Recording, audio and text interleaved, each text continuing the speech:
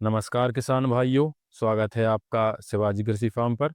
आज के वीडियो में हम गेहूं में बीज उपचार के बारे में संपूर्ण जानकारी देने वाले हैं, जिसमें बीज उपचार करना क्यों ज़रूरी है, कौन-कौन सी दवाओं और बायो प्रोडक्ट का प्रयोग करना चाहिए, बीज उपचार का सही तरीका क्या है, इसके बारे में विस्तार से चर्चा करेंगे।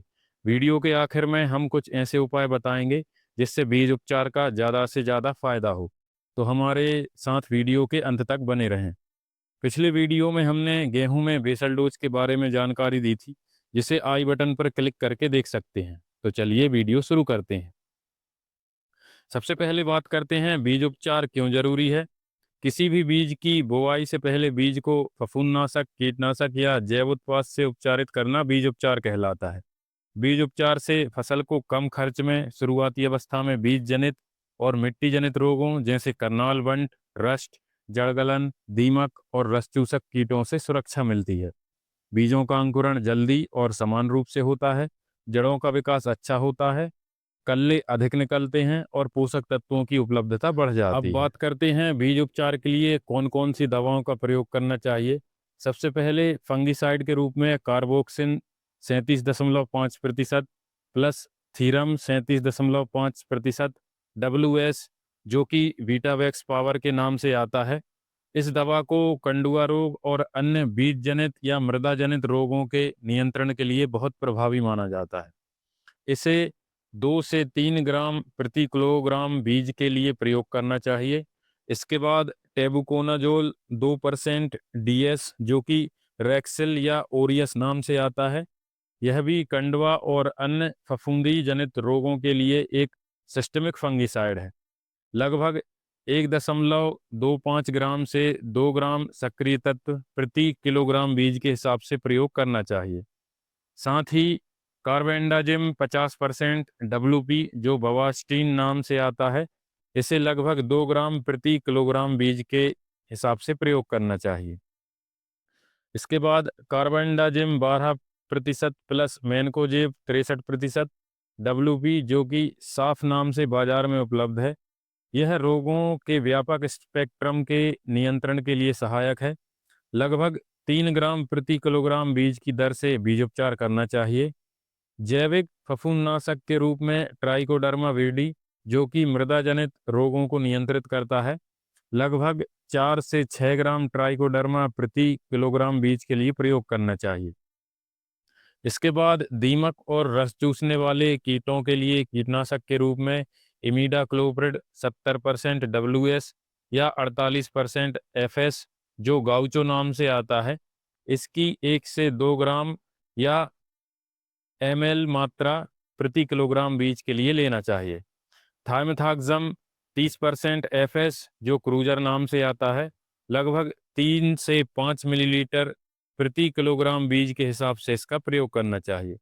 साथ ही क्लोरीपाइरिफास 20% EC या 50% EC जो दीमक के नियंत्रण के लिए प्रभावी है, इसकी खुराक 4 से 5 ml प्रति किलोग्राम बीज है। इसके बाद अगर आप जैविक उत्पादों से बीज उपचार करना चाहते हैं, तो रासायनिक उपचार के 1 से 2 घंटे बाद जैविक उपचार कर सकते हैं। सबसे पहले वायुमंडलीय नाइट्रोजन की उपलब्धता बढ़ाने के लिए एजेटोबैक्टर जीवाणु से 5 से 10 ग्राम या ml प्रति किलो बीज की दर से उपचारित कर सकते हैं। फास्फोरस की उपलब्धता बढ़ाने के लिए फास्फोरस सोल्युबलाइजिंग बैक्टीरिया, इससे लगभग 5 से 10 ग्राम या ml प्रति किलो बीज के हिसाब से प्रयोग करें।